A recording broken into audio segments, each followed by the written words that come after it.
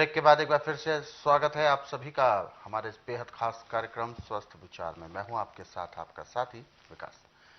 दर्शकों, स्वस्थ विचार कार्यक्रम में हम आपके लिए रोजाना बहुत कुछ लेकर आते हैं। एक तरह से आयुर्वेद का, प्रकृति का एक ऐसा ज्ञान का भंडार आपके सामने रखते हैं जिसमें से आप जितना ज्यादा ले सकेंगे उतना ही कम पड़ जाएगा, क्योंकि आयुर्वेद एक ऐसा अथाह सागर है जिसमें से ज्ञान की वर्षा हमेशा होती रहती है और उसका जो सागर का जो पानी है वो कम नहीं होता। यानी ज्ञान कभी भी कम नहीं होता, वो और ज्यादा जितना हम गोता लगाएंगे उतना ही ज्यादा प्राप्त करेंगे। तो इसीलिए हम आपसे कहते हैं रोजाना इस कार्यक्रम को आप जरूर देखें।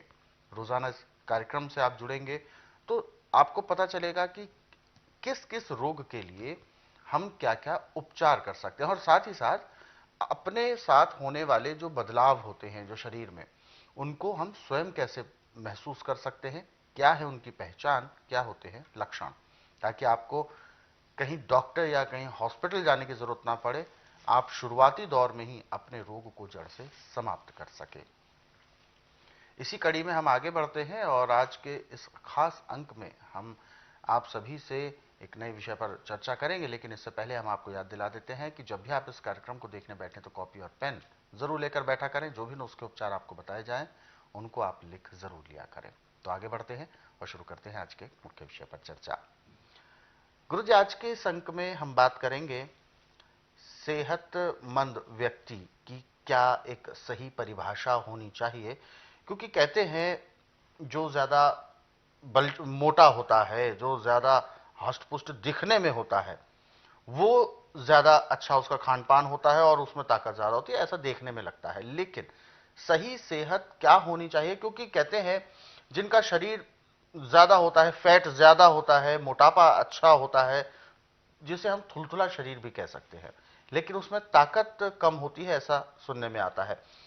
बलशाली होना और शरीर में दिखना मोटापा, इन दोनों में से किसको आप सही मानते हैं? देखिए, असली तो वो है कि जितने इंच लंबाई उतने किलो वजन होना चाहिए। अच्छा। वो है स्वस्थ। जिसका वजन कम है, जिसका वजन फालतू है, वो स्वस्थ नहीं है। इसको भी मुरली अपने रास्ते पे लाती है। अच्छा, इसे इसमें भी मूली लाभ करती है? हाँ, जी। देखिए, निर्घंटों में साफ लिखा है कि मुरली मोम कोई पत्थर बना देती है। अच्छा। परंतु रोग के अनुसार उसके लेने के तरीके अलग अलग हैं। अच्छा। जैसे किसी का थुलथुला शरीर है, बिल्कुल। झालर जैसा लटका हुआ है, हम्म। परंतु जान नहीं है, हाँ। उसके लिए चाहिए कि सुबह 2 मूलियाँ ले लें अच्छी, सख्त पत्ते निकाल दें, नरम पत्ते रहने दें, पानी से धो के छीलना नहीं है। पत्तों के साथ उसका जूस निकालें और इस जूस को 10 से 15 डिग्री तक गर्म करें, जिसको आंगुली बर्दाश्त कर ले। फिर इसमें आधा नींबू निचोड़ दें। अब इसको पीने में आधा घंटा लगाएं। पीते पीते आपके पेट में गड़गड़ाहट शुरू हो जाएगा और 1 घंटे के अंदर अंदर पेट ऐसे साफ होगा जैसे सिर से बोझा फेंकते एक ही प्रेशर में आते साफ। और उसके बाद शरीर में आपको ऐसे रंगत आएगी जैसे 8 घंटे की निद्रा को थका हुआ उठ के अपने आप को राहत महसूस करता है, ऐसे राहत महसूस होगी। फिर उसके बाद घंटे 1.5 घंटे बाद हल्के गर्म पानी से स्नान करें। फिर सरसों का तेल या तिल का तेल, जिसके अंदर लहसुन जला करके तेल को तैयार किया है, उस तेल की मालिश करें तो थुलथुला शरीर भी जैसे पत्थर होता है ऐसे चुस्त हो जाता है और थुलथुला नहीं रहता। और पाचन शक्ति इसकी इतनी तीव्र हो जाती है कि लक्कड़ पत्थर जो भी खाएगा सब आजमा कर लेगा। ये मुरली के अंदर का गुण है। तो निर्घंटू के अंदर साफ लिखा है कि मुरली मोम को भी पत्थर बना देती है। जी। तो जिनकी पाचन शक्ति कमजोर है,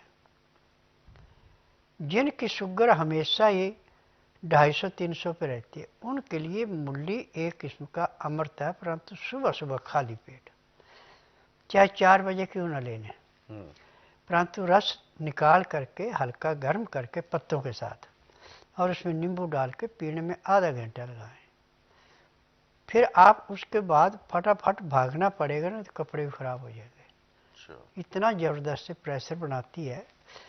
और जो आपकी चमड़ी झुलस रही है, झुली हुई है, उसको जैसे रबड़ को कस के कोई चीज़ बांधी जाती है, ऐसे शरीर को खिंचाव देती है। ये मूली के लाभ होते हैं। हाँ, मूली से शरीर को भी बलिष्ठ किया जा सकता है। मूली हर चीज में बहुत लाभ देती है। बहुत सारे ऐसे रोग हैं जिसमें मूली का अपना एक अलग विशेष महत्व है। तरह तरह के समस्याओं को मूली से ठीक किया जा सकता है।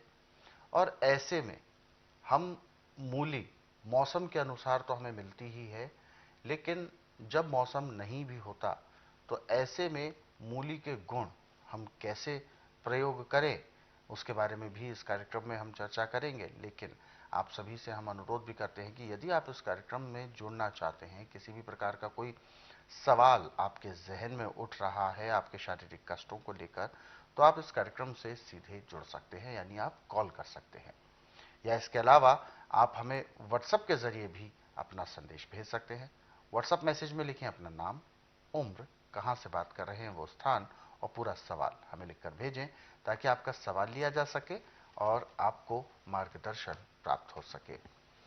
तो दर्शकों, ये जो कार्यक्रम है ये इसीलिए हम लेकर आते हैं ताकि आप अपने जो भी आपके सवाल हैं उनको आप इस कार्यक्रम में पूछ सकें। तो आगे बढ़ते हैं। गुरुजी, जैसा कि आप मूली के लिए आपने बताया कि मूली हमें बहुत सारे लाभ देती है, लेकिन मूली तो एक मौसमी सब्जी होती है, तो हर मौसम में इसका लाभ कैसे लिया जा सकेगा? ऐसा नहीं है। अच्छा। मूली को आप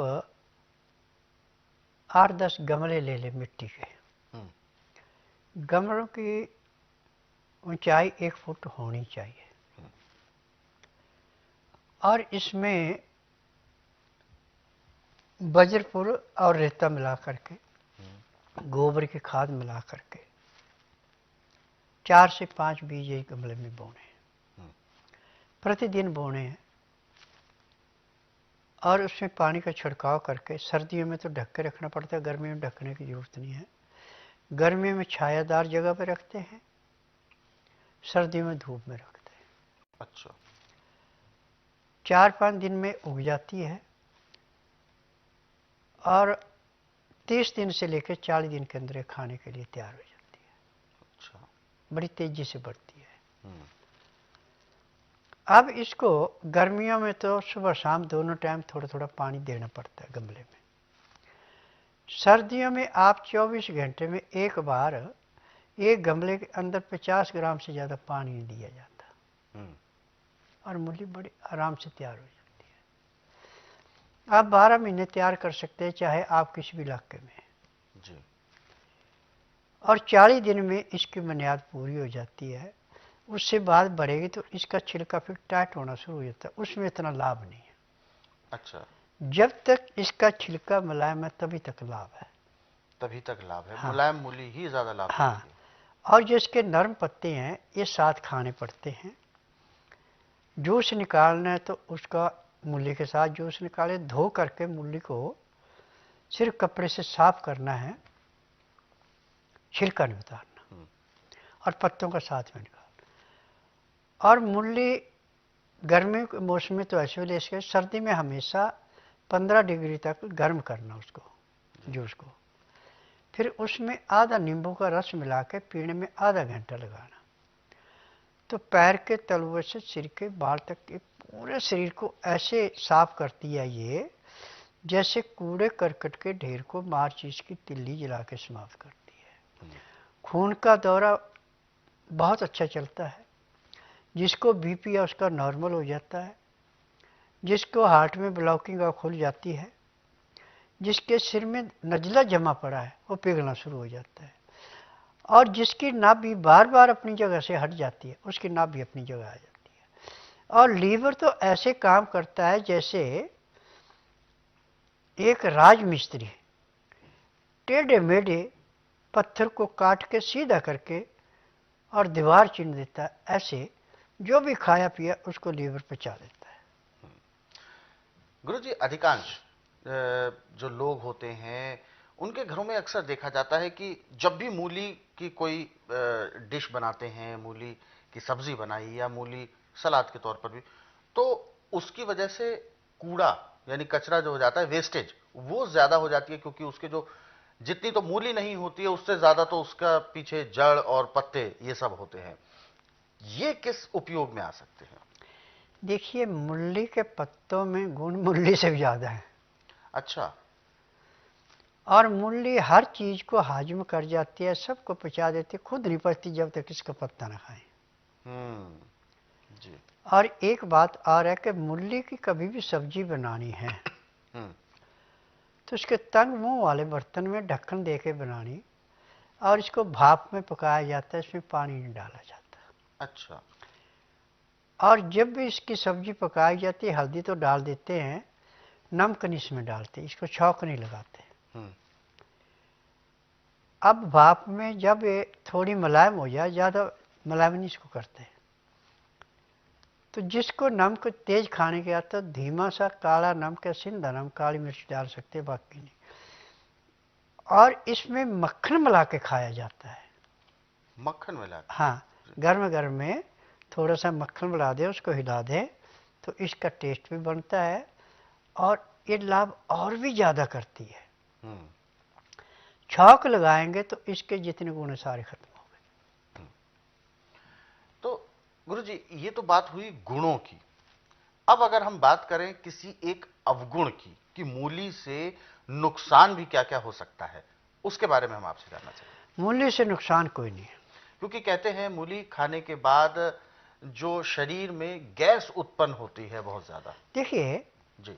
यदि आप थोड़ा सा जीरा भून के मुंह में डालते हैं तो जो आपको डकारें आती है गैस की वो नहीं आएंगी। हम्म।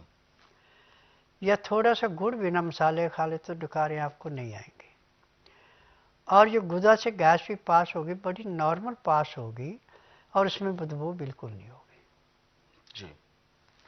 तो बिल्कुल, ये जो एक भ्रांतियां या लोगों के मन में ये इस बात का थोड़ा सा रहता है कि मूली खाएंगे तो गैस बनेगी, मूली की वजह से फिर हम डकारे लेते रहेंगे, तो ऐसा नहीं है। इसके साथ आप जीरा, जैसे कि गुरुजी ने बताया कि भून कर आप जीरा यदि थोड़ा सा भी ले लेते हैं तो ऐसा कुछ भी नहीं होगा।